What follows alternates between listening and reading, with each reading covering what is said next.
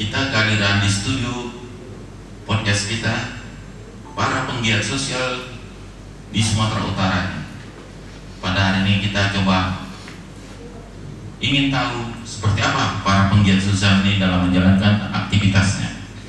Baik, kita akan coba perkenalkan. Selamat datang Ibu Jenny Ratu selaku dari Blessing Ministry. Selamat datang Bu di podcast Media Delegasi. Terima kasih. Kemudian di samping kita ada Pak Uba Pasaribu selaku seorang yayasan, Ketua Yayasan Peduli Pemulung Sejahtera Indonesia. Selamat datang Pak. Baik. Permitra delegasi.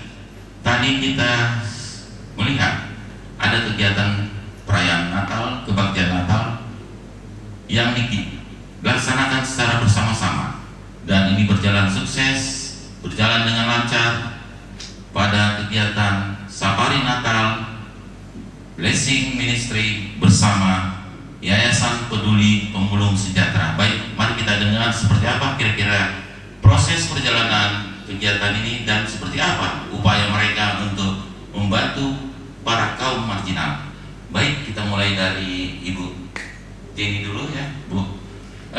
Bu Jenny, kira-kira mengapa memilih kaum marginal dalam tadinya perayaan Natal bersama tadi untuk memberikan bantuan-bantuan sosial kepada mereka? Boleh disampaikan Bu seperti apa niatannya itu dan seperti apa rencana-rencana sebelumnya? Terima kasih Terima kasih buat waktu kesempatan yang diberikan. Ini luar biasa kesempatan yang Tuhan percayakan juga bersama delegasi kami ada di sini. Tujuannya kami memang dari awal komunitas Blessing Ministry ini adalah komunitas yang peduli kasih, komunitas sosial, komunitas amal yang awalnya dari orang tua, siswa-siswi Budi Murni 2, kemudian bergeser bersamaan waktu. Kami tidak hanya berdampak bagi masyarakat di Simalingkar khususnya, tapi berjalannya waktu kami ada dan kami rindu untuk hadir bagi masyarakat warga Kota Medan, Deli Serdang, Binjai. Sampai tadi kami luar biasa dituntun yang sebelumnya kami koordinasikan dengan Ketua Yayasan Pemulung Sejahtera yang sudah kami lakukan ini cukup lama, Amang kalau nggak salah ingat ada sekitar hampir 8 atau 7-8 tahun lalu. Sebelum yayasan berbadan hukum kami sudah duluan berkunjung, berkenalan langsung dengan masyarakat yang ada di sekitar Medan Helvetia Ujung, Hamparan Perak, Deli Serdang, Binjai. Dan kalau tadi kami dituntun di dalam ibadah perayaan Safari Natal Blessing Ministry dengan kegiatan bakti sosial KKN atau kado kasihnya, kami bisa ada karena memang selama ini terkikisnya kasih itu bergeser dengan kesibukan setiap kita di dalam pandemi yang berkepanjangan dan dampaknya sampai hari ini kita semua rasakan. Kami rindu membawa dampak baik, bahkan biarlah apa yang kami lakukan ini boleh membawa senyum, sukacita, dan semangat baru buat semua keluarga kaum marginal, kaum yang terpinggirkan selama ini yang di bawah binaan Amang Uba Pasaribu. Kalau boleh tahu Bu, kira-kira tadinya yang diberikan apa tadi kado Natal tadi itu dalam bentuk apa ya?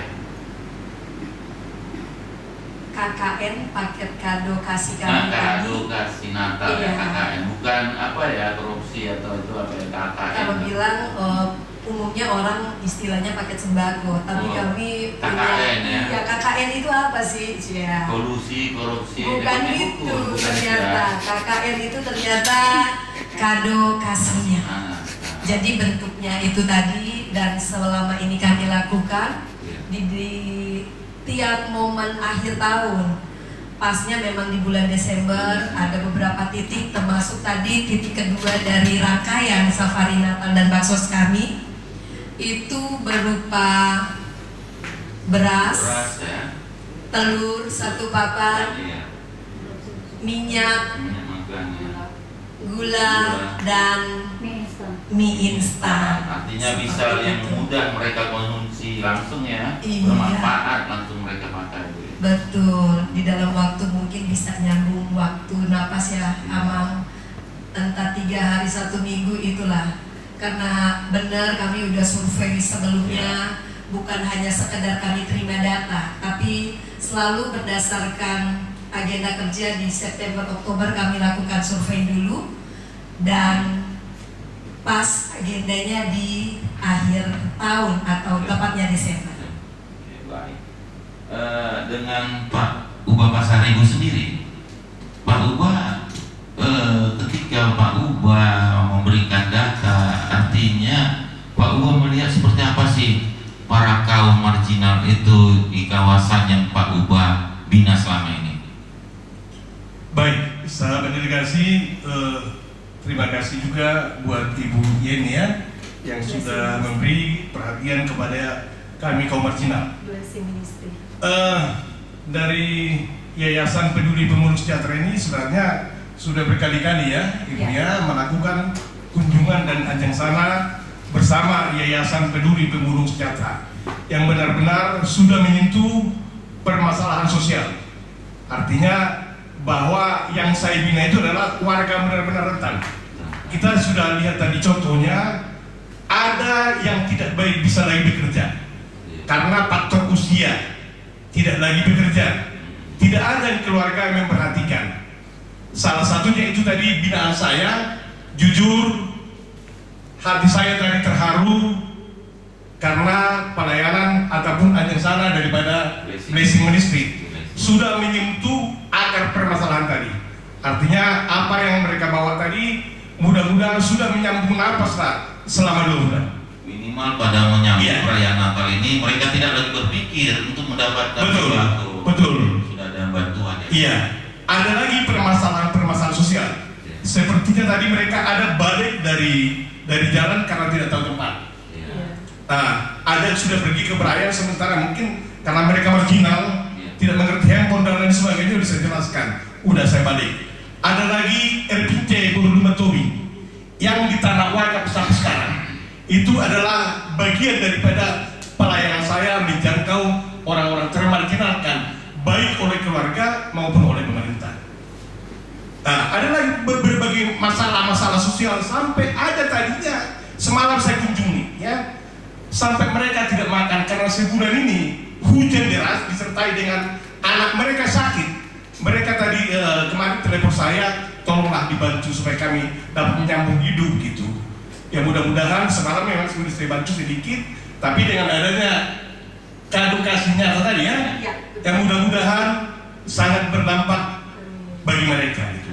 Ada sejumlah permasalahan sosial yang mana 100 data itu ya. Saya sudah sangat hati-hati memilih sesuai dengan banyaknya orang-orang rentan, terpinggirkan, terlupakan, yang sangat membutuhkan tangan kita.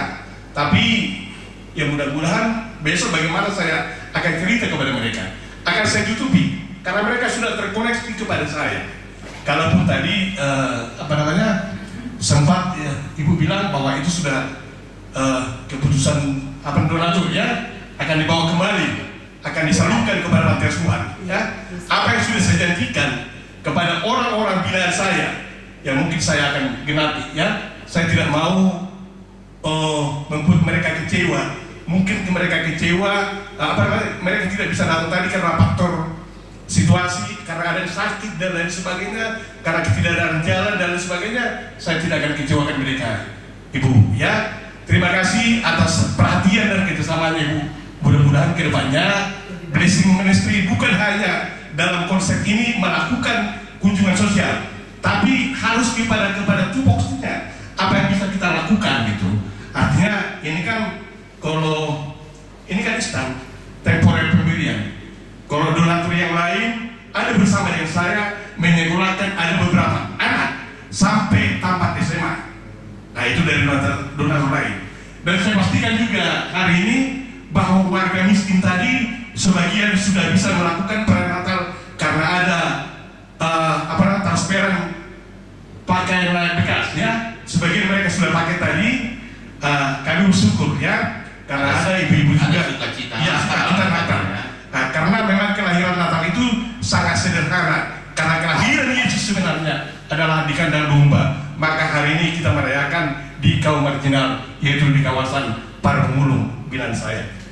Artinya mereka tidak harus datang ke hotel, ke wisma yang mewah-mewah, tapi dengan kehadiran blessing ministry tadi, mereka mampu untuk bersukacita merayakan Natal seperti mungkin lingkungannya gitu Pak. Jadi harapan Bapak kepada ini komunitas blessing ministry kira-kira seperti apa Pak? Harapan Bapak ke depannya? Harapan saya ke depannya mungkin ke depannya saya akan membuat perubahan-perubahan di yayasan ini.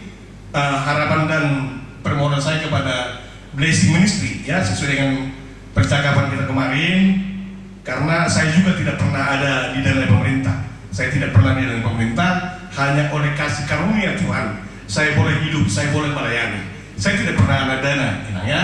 Kedepannya mohon janganlah kebersamaan kita ini cepat berlalu. Itu harapan saya. Karena kedepannya mungkin masih banyak lagi yang harus kita pikirkan. Apalagi dampak-dampak daripada kemiskinan ini mungkin akan bertambah banyak orang miskin, akan bertambah banyak orang melarat, akan banyak orang pengangguran dan lain sebagainya. Apalagi sangat sulit mencari butut di kawasan Kota Medan sekarang. Jadi mau apa? Tentunya kita harus pikirkan sampai pemberdayaannya nanti. Terima kasih. Baik, ke Bu Jenny lagi, Bu Jenny Ratu. Kenapa sih Bu Jenny Ratu juga memilih untuk beraktivitas dalam blessing ministry ini? Artinya kan butuh energi ya, butuh waktu, butuh pengorbanan. Kira-kira melatar belakanginya apa, boleh tahu Bu Jenny?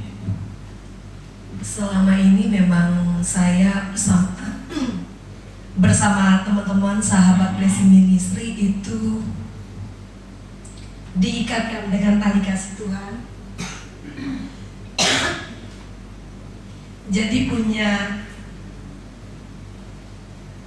kerinduan yang sama.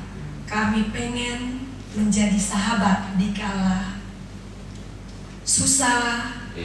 Kami rindu melihat teman-teman sekalipun di dalam dukanya mereka, di tengah kesulitan mereka masih bisa tetap punya pengharapan. Dan mereka tetap punya semangat dan tetap juga senyum sekalipun situasi melanda di dalam kondisi yang tidak menyenangkan ini. Selama rasanya kalau hidup ini tidak pernah lepas dengan tantangan, tidak pernah lepas dengan pergumulan hidup, tapi biarlah sekalipun kami mungkin dianggap kecil, tidak apa-apanya, kami tetap rindu berdampak baik, tetap punya hal-hal yang baru buat setiap saudara-saudara kami yang membutuhkan. Terus Bu Jen,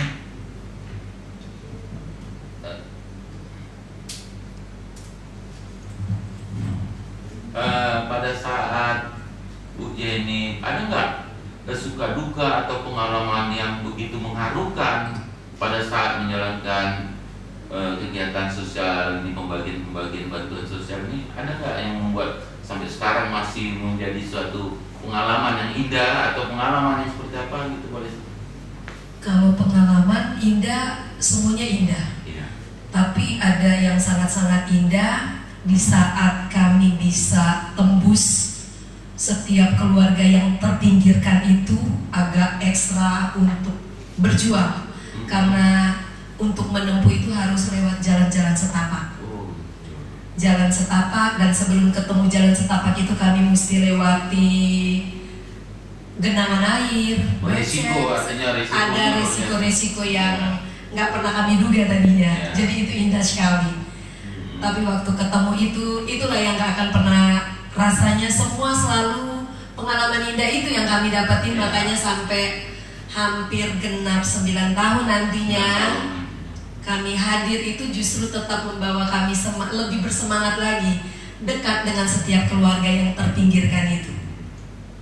Kalau boleh tahu rutinitasnya komunitas Blessing Ministry ini di mana, dipusatkan di mana? Ada mungkin sekretariatnya, mungkin publik bisa mungkin mau berkunjung atau butuh ya tukar pikiran sama komunitas Blessing Ministry ini seperti apa, di mana bisa?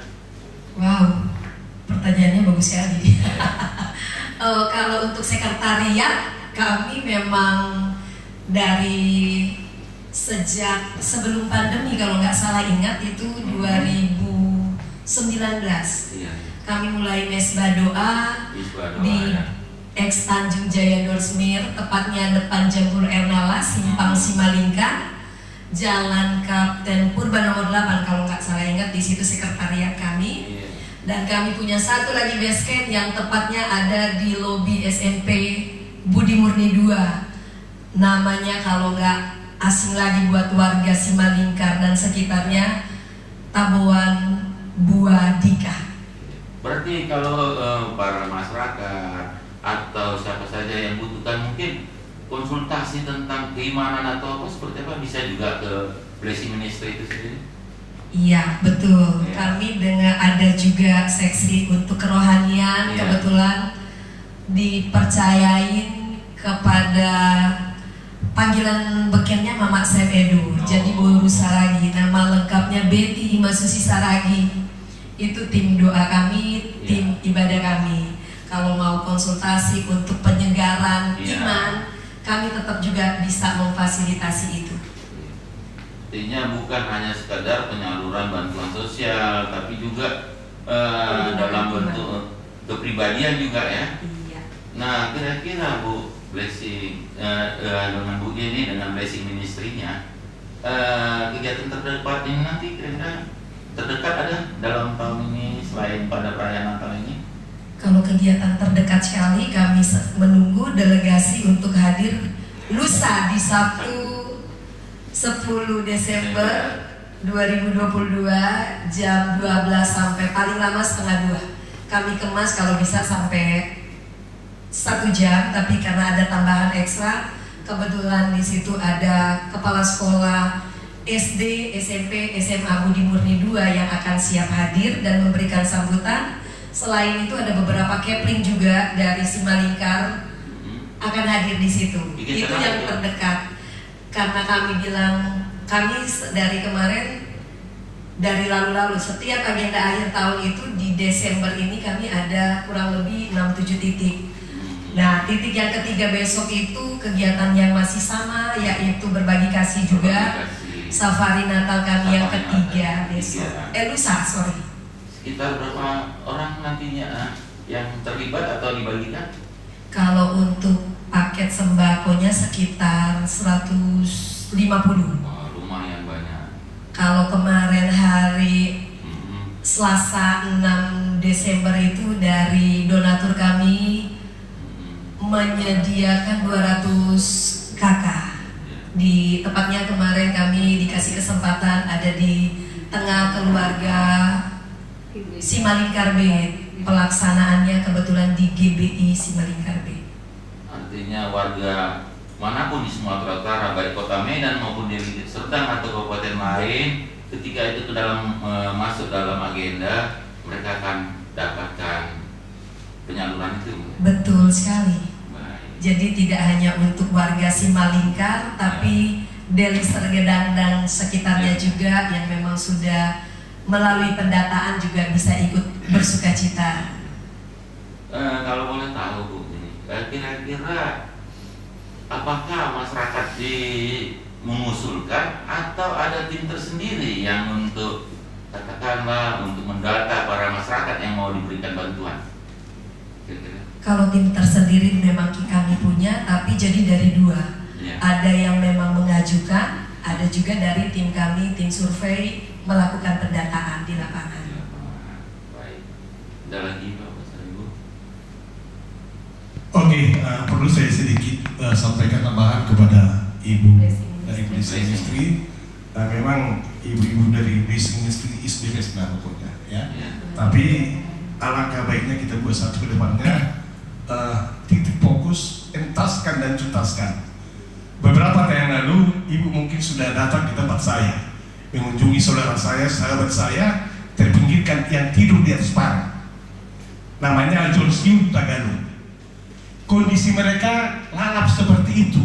Bantuan yang kita berikan itu temporer. Artinya ke depannya bisa bersama dengan saya memikirkan bagaimana walaupun yang bukan di tanahnya mereka bisa layak tempati gitu. Artinya bukan banyak, mungkin cukup sekian juta bisa membuat mereka layak huni.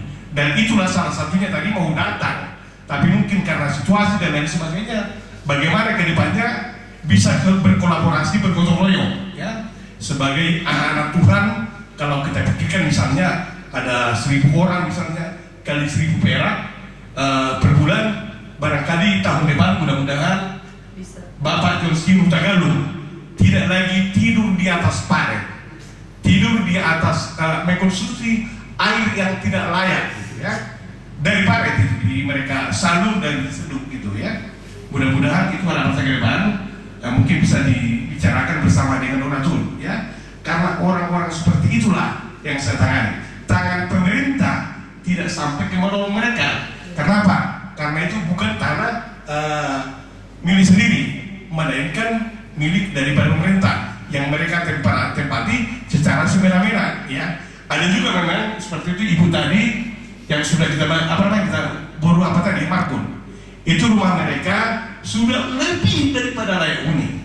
Karena apa? Ada tangan Tuhan melalui donatur saya membela rumah mereka. Mereka sukacita menempati bersama dengan cucunya. Itu harapan saya ke depannya. Bagaimana blessing ministry itu lebih tidak lagi temporer, tapi bisa lebih merasakan makna, bukan hanya seperti ini ya.